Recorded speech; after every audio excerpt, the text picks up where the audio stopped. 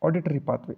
The afferent fibers in the auditory division of 8th cranial nerve is the first order neuron, and it ends in the dorsal and ventral cochlear nucleus. So there are three sets of fibers from this level, that is the second order neurons. The first is dorsal cochlear nucleus. The second order fibers cross to the opposite side from here and ascend and end in inferior colliculus. There will be many collaterals given to the reticular formation. From here, third order neurons arise and they end in the medial geniculate body of the same and also of the opposite side. From here, fourth order neurons arise, they end in the auditory cortex, that is primary auditory area 41, association area 20, 21 and 22.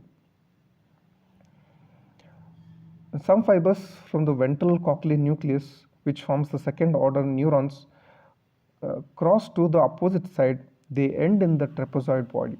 From here, third order neuron arises, they end in the inferior colliculus, and the fourth order neurons arises from the inferior colliculus, they go to the medial geniculate body, so there won't be any relay to end, and ultimately they end in the auditory cortex.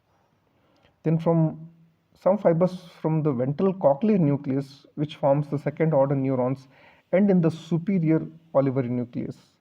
From here, third order neuron arises, they end in the medial geniculate body, which also gives collaterals to the inferior colliculus and reticular formation. From here, fourth order neuron arises, they end in the auditory cortex.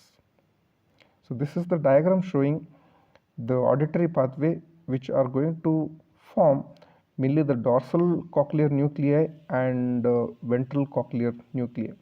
So dorsal cochlear nuclei, the second order neuron arises from here, they goes to the superior colliculi, and from superior colliculi it is going to go to the both the sides of medial geniculate bodies.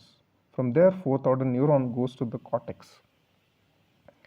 If you see the ventral cochlear nucleus, some of the fibers, they goes to the trapezoid body, and from the trapezoid body the third order neuron arises, they are going to go to the lateral geniculate body, medial geniculate body. From there they go to the auditory cortex, and some of the fibers from the ventral cochlear nucleus, they go to the olivary superior olivary nucleus of the same side, then they are going to ascend in the same side to end in superior colliculus. From there the information goes to the auditory cortex. Efferent pathway. Some fibers from cortex descend and ends in outer hair cells. Neurotransmitter released here is acetylcholine. Although these inhibitory fibers end in outer hair cells, they actually modify the activity of the inner hair cells. Salient features of the pathway are: there is a bilateral representation due to the extensive crossing of the fibers, and there is also descending pathway, and there occurs integration of visual and auditory impulses due to the connection between superior and inferior colliculus, and general arousal also is possible with this pathway as it gives collaterals to the reticular